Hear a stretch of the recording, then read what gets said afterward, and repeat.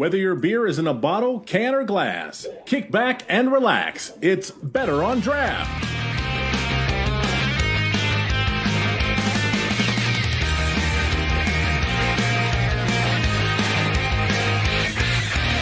Welcome, everybody, to the Michigan series of Better on Draft. My name is Ken. Thank you so much for joining us. I appreciate it. I am working on getting the video set as we are having a lot of technical difficulties today. But we have our guest in studio. Real quick, let's see who the hosts are on. We got Robert. Robert, what are you drinking? Yo, right now, kind of double fisting. I've got myself the Punchki beer from Eastern Market Brewing Company, and also have, I believe this is the third rendition of Black is Beautiful from Weathered Souls. I think it's the third one. Awesome. For myself, I have got 2 cans of Two Roots, the Hellas, enough said. Amazing NA beer. Hoping to get a full, clean bill of health that I can start drinking on next week's episode with Exhibit A, but we will find that out. Hopefully I'll be able to make it to the Winter Beer Festival, which is coming next weekend, which we just posted our 20 beers to try over at betterondraft.com, so go check out that link. But we do have a guest in studio. As I said, it is a Michigan series, so it's a Michigan brewery all the way from Mackinac City, Michigan. Bière de Mac. Why don't you introduce yourself and tell us what you do? I'm Danny Ranville. I am the owner and brewer here at Bière de Mac in Mackinac City, and that's pretty much what we're doing up here. Well, I appreciate you taking the time out of your day to join us. Now, one of the things that I looked at, obviously you have a untapped, verified location, so we're able to kind of see what you have going on over at Bière de Mac. My first question to you is, one, why did you decide to put on an alt beer? And 2, why aren't there more alt beers in this state? Oh boy. We kind of thought we wanted to give that a shot. It's a hard beer to brew. It's very, to brew a good alt beer, it's all about the water, your water profile. Alt beers from the alt region have a little bit of a mineral spine on them, and there's no flavors to hide behind. But also in the summertime, we don't have the luxury of lagering because we have a 2.5 barrel brew system, and we are brewing as fast as we can for the masses. And so, we're looking for something in the ale world that would fit the northern Michigan drinker who's been drinking domestics their whole life. And a lot of them really enjoy the alt beer, which is why we keep brewing it. We were experimenting, just trying to do all kinds of different styles, and we did it. And a lot of our local clientele really enjoyed it. So now it has kind of earned its place on our board. So now, if you're unaware, I am a huge fan of alt beers. It is literally some random thing that I found, as I know exactly why I'm a huge fan, and it's Old 22 from ABC, our brewing company, and of course Detroit Dwarf from Detroit Beer Company / Travis Fritz made it over at Old Nation as well. So I am just a random huge fan of alt beer. So I'm always excited when I see it on draft, and I'm like, that's the first thing I'm going to go and order. But as I'm looking through your draft list, one of the things I noticed is that did I not see an IPA on draft or one at most? We have one. Right now we have our Portside Collision, which is a black IPA. Nice, balanced, hop roast balance, really nice. It's not on tap quite yet, but it'll be tapped any day. We've got a Belgian IPA. And then generally speaking, we always try to have 1, maybe 2 IPAs, but really not our cup of tea. That's not it's the number one style in America that's drank, and we understand that we have to have one.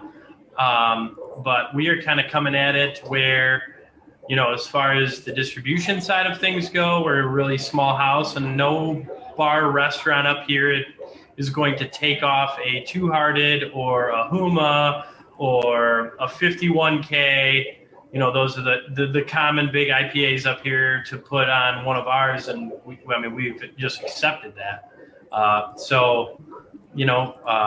We're a French Belgian house and enjoy brewing those styles. And while we understand we have to have an IPA, and we like drinking them, we're not one of those breweries where there's 7 IPAs to choose from. That's just kind of not what we're doing up here. Well, you mentioned that you're a 2.5 barrel house. What does that equate to in the amount of liquid you can produce weekly? We're brewing. 2.5 is 100. 2.5 barrels is 100 gallons at a time. 5 half barrels. Weekly. Like in peak summer season, we're probably brewing 4 to 5, sometimes 6 times a week. We have to. It's really like I've said before. Having a business up here in Mackinac City is like running 2 separate businesses. In the summertime, 2.5 million people are crossing the bridge. Tons of people are going to the island. People are on vacation. People head to northern Michigan. In the wintertime, Mackinac City has, I think, 840 residents. It's just very, very different, night and day. So, You were the first brewery up in Mackinac City, correct? At least currently. We are the only brewery in Mackinac City. We've had the Russet Spokes in. They're a brew pub, but they carry our beer. And then the Dixie just put a brew system in. I think they put a 5-barrel or 7-barrel stout system in, and they're brewing some beers. But as far as the licensing, you got to choose when you want to be a brew pub or microbrewery. We're the only microbrewery in the Straits area. Sheboygan would be the closest other brewery. Yep, we are well aware of Rusted Spoke and, of course, Dixie Saloon, because all those breweries can be found on the Michigan Brewery Map app, free for you to download on iOS and Android, free for the brewers to be on, and free for the users to use, find, and get to all these breweries. Now that you have 3 breweries, brew pubs, beer makers, we'll call them, beer makers, in the city of Mackinac, are you seeing a lot of people come up to Mackinac City and staying there to do like a little mini brew tour up there? The Dixie's like brand new, but when the Rusted Spoke came in, we got a lot of customers. I think it's great. People like you and I, when we go places, the first thing we're going to look up is where the breweries are.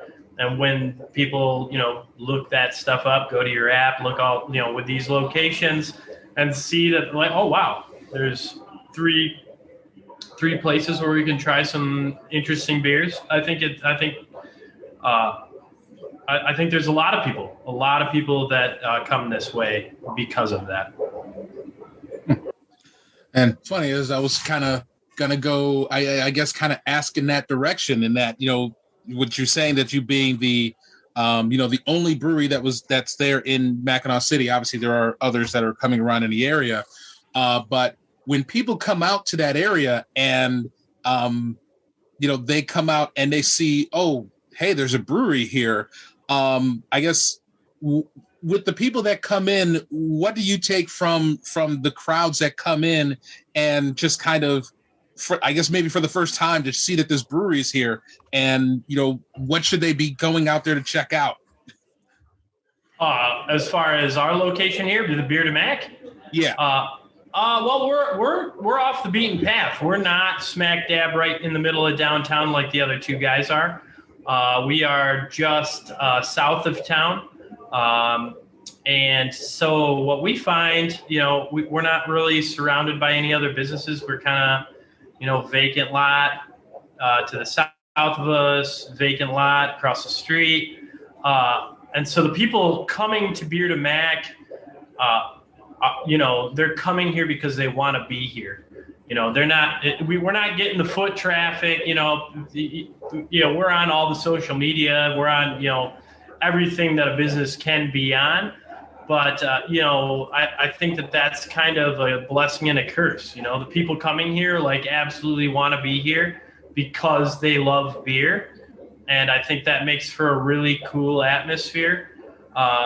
It's just really exciting just walking around the tap room and talking to people, everybody's geeked, because they're excited because of the craft beer. But on the flip side of that coin, we don't get a lot of people who just stumble into Beer to Mac by accident. You feel me? You understand what I'm saying? Yeah. So that's kind of why, there's kind of pros and cons. We're out here doing our thing, but you kind of got to know. Right. Understand. Now, kind of going back to the IPAs, and I guess for myself, it is kind of refreshing to see a brewery that doesn't have those 7 IPAs on, and just kind of hangs out with the other IPAs, like you said, with the Two Hearteds and the Black Rocks that are there in the area. I guess even with that, do you feel like IPA is a style that people kind of need to just back the hell up off from and just try to start enjoying some other things? Like is there a style that you wish had the celebrity that is IPA? I don't know. That's a really interesting question because, if that was the case, what beer would it be? There's so many great beers out there. I understand why IPAs are so sought after. It's like you can't get that hoppy bitterness in any other, you can't find that. There's just nothing out there that's like that hoppy, that flavor. Like sometimes on a hot day, you're out mowing your lawn and it's 85 degrees and you're sweating your ass off, and you just, sometimes it's just man, you crave that hop bitterness that, for whatever reason, it just quenches your thirst. And I think I don't hate on IPAs, man. I'm as guilty as anybody else. I'll drink and enjoy the hell out of an IPA. I just,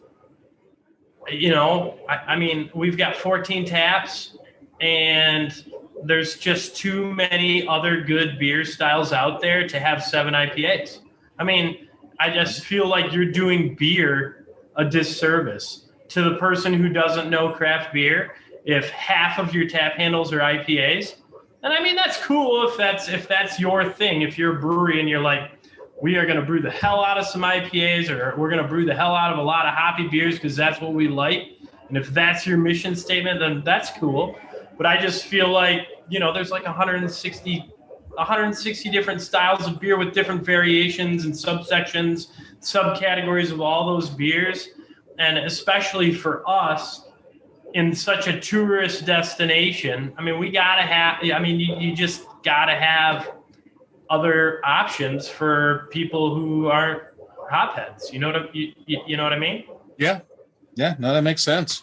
We really enjoy, Len, I guess to answer the other part of your question. I don't know if there's I feel like there's a tendency as a brewer, you end up, whether you want to or not, but you end up brewing the things that you enjoy, what appeals to you, whether it's you enjoy the challenge of brewing them, and it's not really your jam drinking them, or if you just brew what you like to drink.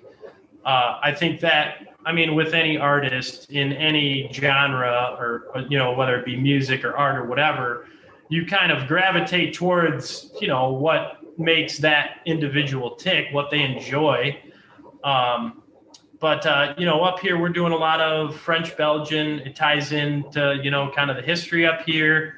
And I think, yeast is just such a unsung hero in the ingredients of beer, and you can do so much cool stuff with that. And the Belgian yeast really accentuate and show you that, I couldn't pick a particular Belgian style of beer, but that's just kind of what we're doing up here, and we're digging the hell out of it. Awesome. So one thing I wanted to ask, kind of going back, because I don't think we really asked about it yet, is just the history of Bière de Mac. How did the brewery get started? Good question. My father and I started, the conception of Beer to Mac happened probably as many breweries did over beers. But at the time, I had moved back from Denver, and my dad was kind of finicky. He had started and ran a nonprofit organization in Grand Rapids for 15 years, and he was kind of ready for something new, and I was kind of in between, and I put myself through college working on Mackinac Island. My family, like my grandfather, my dad's dad, was born and raised in Mackinac. The Ranville family came over on a French warship in the 1600s and landed on Mackinac Island. So that's kind of how Mackinac City came to be, the place we selected. But there wasn't one day that we're just like, yep, we're going to do this. It was kind of just like how you eat an elephant and how a lot of things kind of happen. Like things just fall into place. You talk to certain people, certain things, stars align. We found a location, all of those things. And then several years later, we started talking about starting a brewery up here, as early as 2008. And then we like that, but, just in passing, like, hey, man, that'd be cool. Yeah. But I guess in 2012 was when we were both kind of, I think it was 2012 where we really started looking into it seriously. And, all the steps, all the hoops, all the things you got to jump through, find a location, write a business plan, do a marketing plan, yada, yada, yada, et cetera, et cetera, et cetera, all the things. But we started renovating this place in 2015. We bought it in 2015, started doing making it, changing it over to a brewery, and we opened. Our soft opening was in 2016 at the very end of the year. Like, you know how the MLCC is. It just never happens when you want it to. So like we were ready to go in September, like even sooner, maybe July, September in there of 2016 as far as construction and everything in place. Didn't get our license until like we got our license in between Christmas and New Year's. So we're like, well, how the hell, we've got all these brand new employees. How am I going to ask a brand new employee like, hey, we're going to open and you're not going to be able to be home for Christmas or whatever after we've drawn it out that long. So, right. So what we ended up doing is we did like a soft opening during that time. And then we had our hard opening January 3rd of 2017. Here we go. So that's kind of the history of the progression of how it happened. Gotcha.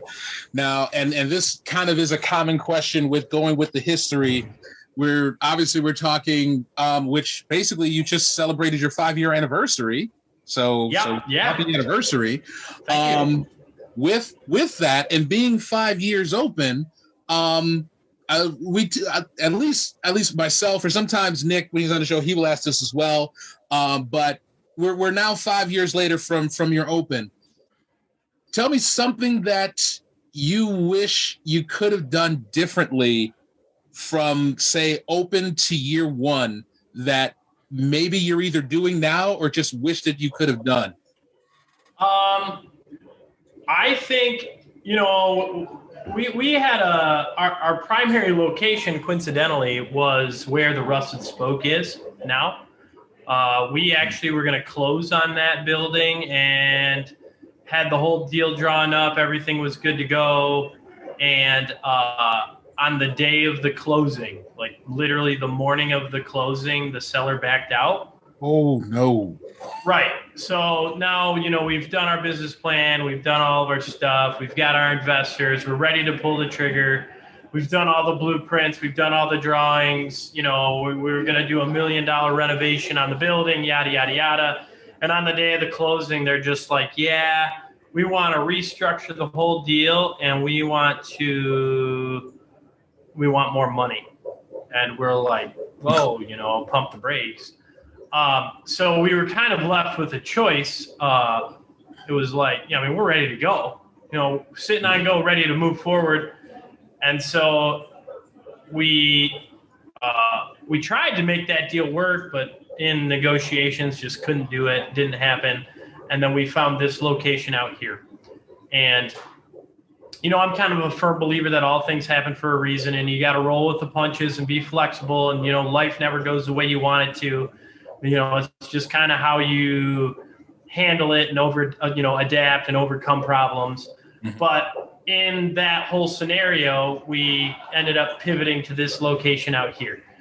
And I think that, there wasn't another option. So it's not like, you're asking me this question, like, what should you have done? Because there wasn't another property in town available. We just moved forward with this one. But it's interesting to think about, like, how different things would have been. Like, if maybe we would have found another location, or we would have looked in St. Ignace, or we would have waited another 6 months to a year for another location right downtown to happen. But, it's easy to look back at the things that you wish you would have done. And I don't know, we're just trying like hell to look ahead and do, make the best decisions we can moving forward. Right. We're trying to not look at regrets here, but just, hey, these are the cards that we have, and how can we do the best we can now? You know what I mean? Yeah, no, that's a pretty damn good way to look at it. Pretty damn good indeed. I guess one other question I had, trying to think of the proper or a good way to word this. Should I be nervous? I don't think so. Actually, no, you shouldn't. I actually have to switch that one up. One thing I was actually curious about, because I don't see, I always see breweries have things like, obviously there's food trucks. You guys have food trucks. That there are, sometimes some special events that go on. But you guys have an event that goes on right now. I believe it's every Thursday, called Tap Talks. Yes, so I'm sir. curious if you can tell us what Tap Talks is, and what overall, and obviously the intent of having them. Sure. We're really, really pumped about the Tap Talks. I would imagine, you guys are both familiar with TED Talks, the TED Talks, YouTube at 50. It's kind of a modeled after that. Up here in northern Michigan, I sound like a broken record, but in the wintertime in northern Michigan, there's not a lot of people up here, and you almost have to create an excuse for people to go out and drink a beer. With 800, with only 800 people in Mackinac and only 2,300 people, maybe it's close to 3,000 in St. Ignace, which they have to cross a bridge. With Sheboygan, 20 minutes down the road. We're not dealing with a big population like, if you would take Beer to Mac and set it down in Royal Oak or Grand Rapids, where you just have a humongous population. Things would be a whole lot different. But like the way we kind of have to like create reasons for people to leave their homes when right now it's 0 degrees and windy as hell and the snow's coming down. You know what I mean? Right. So we're just trying to, living up here and bumping into the people that come in. There's a lot of really, really interesting people that have chosen to live in northern Michigan, more specifically, Emmett County or Sheboygan County, that have retired, that like is unbelievable. Like, we've got this just a wealth of information, and we were just sitting there saying like, how, like, you know how it goes. You go to a bar, you sit down next to a dude who's drinking a beer, and you strike up a conversation, and he tells you that he's a rocket scientist or whatever, and you have a great conversation with him. You leave and you're like, wow, that was really cool. I had a couple pints. I really enjoyed it. And I talked to this dude, and whether you learn something or not, you're just like, wow, that was fascinating conversation. And you walk away with a positive attitude, like just a positive experience. And we're just trying to, in a way, replicate that. So basically what it is anybody who wants to come up and talk, you don't have to be like, it doesn't have to be your profession. It could be like, you say you're mailman, but in your spare time in the basement, you're building model trains and you're super passionate about that and you want to talk about that, and you can, hold an audience for 15 to 20 minutes. I mean, that's like, let's bring them on in. So we had the head naturalist from the state park who talked about animals, and then we had somebody talking about gardening. We brought in yesterday. We had somebody talking about music theory and what makes music sound good. I am talking to a forest ranger from USDA who's going to come in and talk about agriculture. I think on the docket, I have a doctor, a woman who has her doctorate in geology, and she's going to talk about like common rocks when you're walking down the beach in northern Michigan that you might find. So we're just trying to do real broad spectrum. Like it can be, art, history, science. There's no like cookie cutter. Is just as long as the speaker is comfortable and can hold an audience and the topic is interesting and we think we can bring some people in. Quite frankly, it's not even about selling beer. It's just about like, if you were going to come and speak, I would just, I'm more interested in making sure that the speaker isn't dedicating, their time to put together a presentation and then nobody shows up. So we're just trying to get, I'm more interested, and we've had some really good, I think, March 10th, we're having the heavy artillery crew from the fort coming out here, and they're going to give a presentation, and then they're going to go out back and we're going to shoot cannons and muskets. So, I mean, I'm really excited about it. What could go wrong? Beers and muskets and cannons is going to be awesome.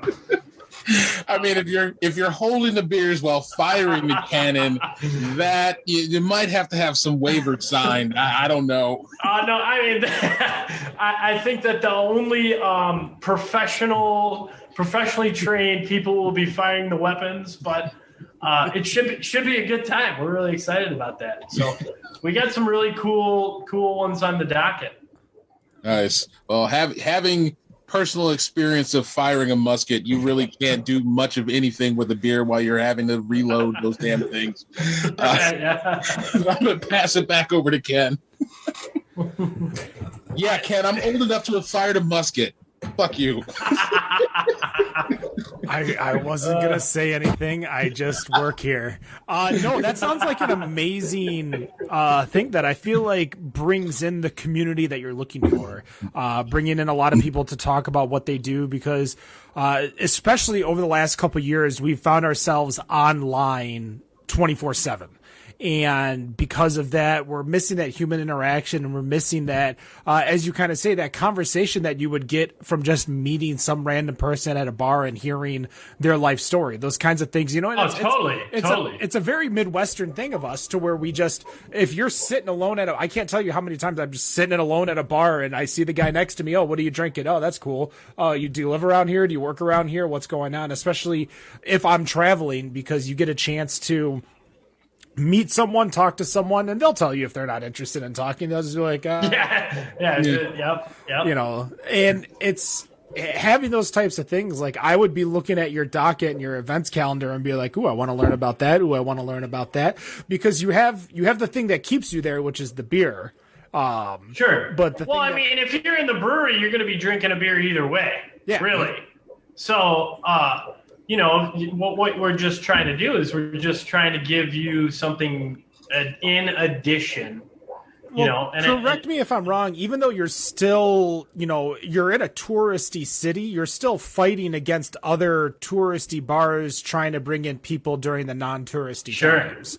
So Whereas a bar like Alpha Michigan can be the local Alpha Brewing can be the local brewery / bar / whatever they need to be in these smaller cities, you're still going up against two brew pubs and all the other bars that are in downtown Mackinac City and all the other cities that are, you got a casino right down the road. Like you've got a lot of competition, both alcoholic and not. So it's always interesting to see how people go in and not being a standard like bar bango or trivia or karaoke or something like this it's a great idea that I think a lot of more breweries, a lot of bars, to be honest, should just kind of. I mean, it's crazy. What we're finding is we're pulling in people that would have no business being in a brewery if it was just to drink beer. Like we had the head gardener from the fort come in and talk about successfully gardening in northern Michigan and what plants grow well in this zone and sandy soil and pH and what kind of pertains to around here. And man, we had people who are just interested in gardening. That's their hobby. And they're like, you know what, while we're here, I guess I'll try that blueberry wheat that you have on tap and we'll grab a pizza or whatever. But we're bringing in a lot of new people, which I think is really cool. Like people that we not our normal clientele. What was your introduction to beer? What hooked you? I don't know. I just like drinking it. College? What time frame, but what beer? Like what Milwaukee's Best or Coors Light or Killy? Like what beer really been like that gets you to be like, oh wow, I really like this beer. I want to start trying other beers.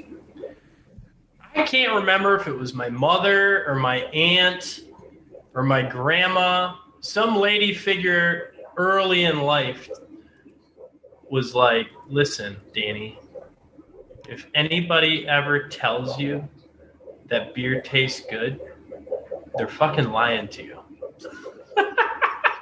And I was like, I was too young to even understand. They're like, if anybody tells you beer is good, they're just not telling you the truth. It's just that's just a bald-faced lie. And I don't know why that like sticks with me, but I think that you know how it goes. Someone tells you, hey man, don't do that. What's the first thing you're gonna do? Hey, don't drink that. That doesn't taste good. Like, Well, I think that kind of, that wasn't the moment, but like I think that kind of pushed me down the rabbit hole of like trying more beers than maybe a college kid would, you know what I mean? But like as far as like when did I fall in love with craft beer, is a pretty easy answer. I moved out, like I was saying, I moved out to Denver, Colorado, and we'd go up. I lived in Denver, and my buddies lived up in Vail.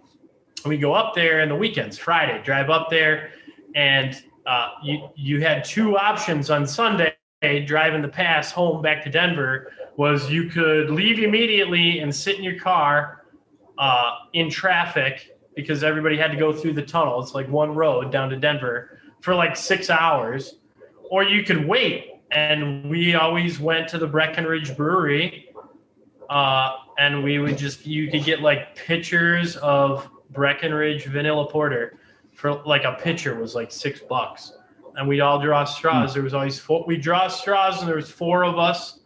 Person who got the short straw had to drive, and the rest of us would get annihilated. But fell in love with that was the first time it was like, in college you drink what you can afford. And I wasn't like wealthy by any, I was like, if I would have known how much Busch Light I was going to drink in college, I'd have bought stock. But that was like the first time, like I remember like looking at a bottle of beer and just being like, man, this is really good. And this really intrigues me. And I'm curious, I think that was kind of what really got me excited about learning more about beer, just because was like, here was a beer that was just like really, really awesome. And I really enjoyed it, and tons of flavor, and so different from, the domestic. You polar opposite. You're going dark, craft, Breckenridge. You know what I mean? And that kind of, I hope that answered your question. I don't know. Maybe it didn't. I went off on a tangent. I don't know. No, for sure. Like the way you're explaining things, it always triggers a lot of different memories and emotions and things that have occurred in my past, just because you always think back before the craft beer boom in Michigan, when we were at like 100 breweries back in just like 2015, basically, we're looking at all of these breweries, and the price points for most of them, because none of them were making these really high gravity, high calorie, high ingredient. Like you're going to Ascension and you're getting a triple barrel aged imperial stout with peanut butter, molasses, marshmallow, graham cracker, and chocolate. And, all these ingredients cost money. So when you're going to these breweries, these beers are a lot more. But back then, when you're going to like Black Lotus, or you're going to Dragon Mead or Kunin, obviously for those, those are local breweries and brew pubs here in Metro Detroit, Michigan. Those places, a $4 pint wasn't anything too crazy, because you were competing against the $1.50 to $2 pint of Coors Light. Right. So the price points have completely changed to where, craft beer was considered expensive then, but we yearn for that price now. But the craft beer that you can get now, you can go and you can buy a 6-pack of, I'm trying to, like, Atwater Dirty Blonde for less than $10. And those are the kinds of things that I think people need and want, to start their craft beer. But I feel like it was too niche back then. Now it's every, Well, when do you think Founders is going to come out with a Dirty 30? If they weren't going to do it for gold already. No, I just use that as like an example. You could go get a Busch Light Dirty 30 for like $15. Yeah, I mean, that's basically solid gold. I mean, if they just took down the quality and put in more cans and call it a solid bronze, it'd be perfect. Don't give them ideas. No, I mean, I think more interesting, something more interesting, like people, and maybe it's just my generation, but like, I think that not all people, but I think a far larger majority of people are just okay and have accepted the fact that it's like it's okay to spend, and are willing to spend more money on craft beer. I don't like price wise, like price points and stuff. Like, Founders. Yeah, you use Founders because they're huge and they're doing cans or Bells. Like that's when you go into the gas station, who's competing with the domestics. But I don't know if the price has changed that much. I think that society as a whole's mentality has changed. Like, we've gone into, they're not looking at it as like, oh, that's expensive. They're just looking at it as like, that's worth it.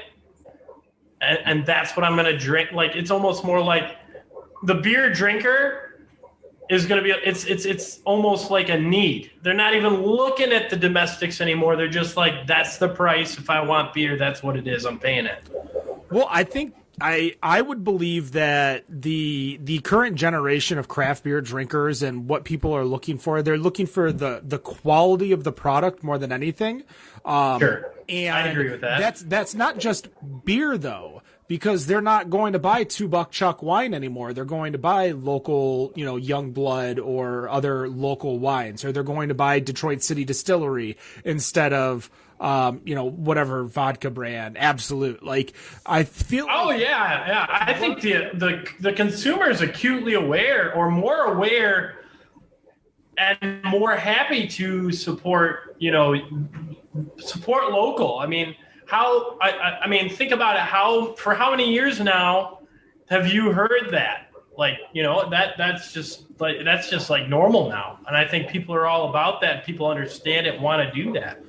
And Michigan was always very big in it, where we would always buy Verner's as opposed to Canada Dry or Faygo or whatever. Faygo, All right. Faygo instead of Coca-Cola. I was gonna say Better Made instead of Lay's. Like we have the want to buy local, but in the same sense and token, those brands aren't overly priced in comparison. Like a bag of Better Made chips is not, it's probably less expensive than a bag of Lay's. Faygo is definitely less expensive than Coca-Cola. True. I think pricing a lot of people were looking at, but now they're like, I would rather have one really good craft beer than 3 Boombas of Coors Light. But I also think the same person, and I am that person, I have no issues where I might walk into a Kroger and see like 2 for $4 tall boys of Labatt, and I'm like, you know what? I don't want a lot of beer tonight, but I want more than a bottle of craft beer, like one bottle of 8% beer. Full disclosure. My wife is the director of the Visitors Bureau in St. Ignace. And this weekend, it's the pond hockey tournament sponsored by Labatt. Labatt puts it on. It's this really cool event. My wife suckered me into reffing some of the games, so I sat out there and froze all day today reffing hockey, which was cool. No complaints. But, I went and, I bought a 24-pack of Labatt's tonight and brought it home, for my wife and my cousin. I'm going to have some of those tonight. I don't have a problem drinking Labatt. I think there's a time and a place. And you mentioned you listened to that video that I had with the Michigan Brewers Guild, so I don't want to be redundant here, but I told myself before we even whether the brewery was successful or not or whatever, if I'm getting into the beer business, I never want to become a beer snob. I think that there is a time and a place for all beers, and the best people what's your fit? Yeah, the best beer you can have is the one that's in your hand at the time, and it's more about the people that you're enjoying that beer with than it really is about the beer. For me, that's not for everybody. There's people out, but beer, I think, complements the company and the conversation that you're having. And I think it's important to remember that. I think it's important that, it's so easy to get wrapped up being a brewer and being in the beer industry, to get wrapped up in all that sometimes you forget, look at 2020, man, how bad did you just want to go to the bar and hang out with people? Nobody was nobody. I shouldn't say no, but how many people were like, dang it, man, I wish I could just get to the bar so I can have a 51K on draft or whatever beer on draft. Nobody said that. Everybody was like, man, I just want to go to the beer so I can hang out with the dude who's next to me. If you could have been if in some crazy universe it could be you can go to the bar, but you can only drink Bud Light. Everybody'd go to the bar. It's not about the beer. It's about the whole thing. Yes, the beer is important, but it's also about, just talking to the dude next to you or hanging out with that company. You know what I mean? For sure. That's the one thing and we were talking about it in the pre-show. For everyone listening on the show, that might not know, I had a little bit of a health scare, which is why I have not drank since September. I should be drinking here in a couple weeks as long as, everything goes fine. But for me, as you said, the one thing that I crave isn't necessarily the beer. It's everything that surrounds the beer. It's going to talk to people like you. It's going to, talk to other people. Oh, what did you have to drink? Or my favorite thing ever is going to a brewery and asking the bartender after my beer, what's your favorite place to go locally? And then going to that place and making my own tour based on recommendation. These are the things that we didn't have in 2020. In 2021, it was really crazy and a lot different because we were, a lot of still outdoor seating only. But you also, when you went to those bars and those places, you kind of lost that sociability. You're masked up or you're sitting down, that person's 6 feet it wasn't even that fun. No, No, it wasn't. It was fun to see people like in January of 2021. Not fun for the breweries because you guys only had outdoor seating, but the amount of people I saw go an outdoor drink because they wanted to get out and be out. So I think what you're saying has a lot of resonation to that. So for me, like as I was kind of getting to my point, like I haven't had alcoholic beverage since September, and I missed the opportunity to go out, to go drink, to go do something because you associate a lot of things with beer, but you associate the socialization, the events, the things that, you like to do. Whereas sure, there's beer at a lot of those places, but the beer is second to everything else. The beer is just there. That is going to do it for this episode of Better on Draft. Before we go, me and Rob going to ask you a final question to kind of like end out the show, make it a little bit fun. Sure. I'm going to have Rob go first, and then after we ask our questions, we'll give you the opportunity to say where your beer is, how we get it, how we find you, all that stuff. So, Rob, what's your final question? All right. Simple, not simple question. Favorite Michigan brewery not named Bière de Mac? Man. That's such a tough question. Come on. I'm sure. I'm sure that every brewer that you like, we all have friends at other places, like, and for what, like going for the beer, going for that's so loaded. That's Michigan brewery that you like to collab with the most.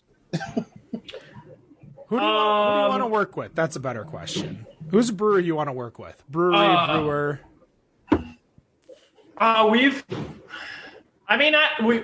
We're pretty tight with the guys up at Barrel and Beam. They kind of do that farmhouse funk, that Belgian barrel. They're doing a lot of wild, funky stuff, and we've gone up there and brewed with those guys. But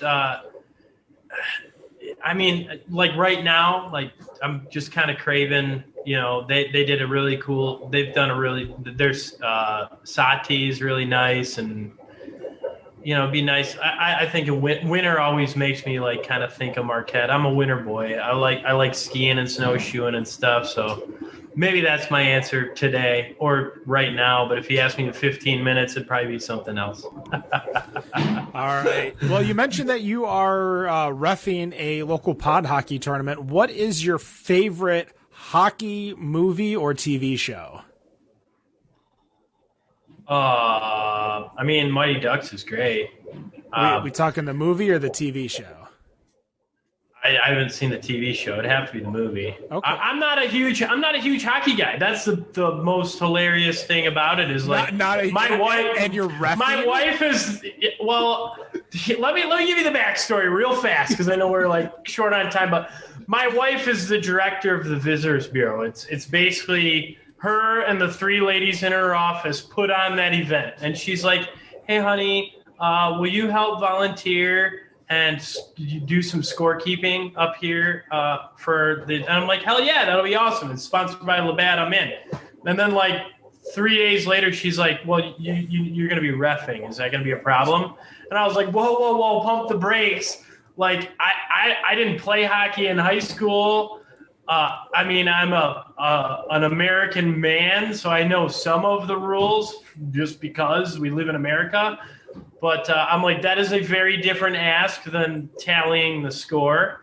So I kind of got roped into it. But it's all good. It's a good time. It's a really cool event. If you guys ever get a chance or want to see some really, it's just really cool. There's not how many opportunities do you get to walk out onto one of the big lakes and play hockey and drink beer. It's awesome. I would strongly recommend, even if you're not a hockey player, to come up and see it. It's really awesome. All right, Bière de Mac, where are you located? Where can we find your beer? We're really embarking on a lot of new stuff up here. We're going to start brewing at another location at another facility with our boys down at Mackinac Trail, I think, this summer to try to keep up with distribution. We basically have drawn the dotted line a 50-mile radius. We're still doing self-distribution. You can find our beer on the island at the Pink Pony, the Iroquois. We got two new locations. Actually, look on our social media. This week, we're going to be sending the very first 2 Beer to Mac kegs across the ice bridge on a sled. And I'm going to take a bunch of pictures. That should be pretty sweet to see. They're going to take them over to the Mustang and the Broken Spoke. Both those bars stay open year-round. But we're at Teddy Griffin's in Harbor, the Noggin Room in Petoskey, and basically 50-mile radius. You can find us around here. We are, if you're coming up 75 from the south, which the majority of people are, you take the first at Mackinac City exit 337.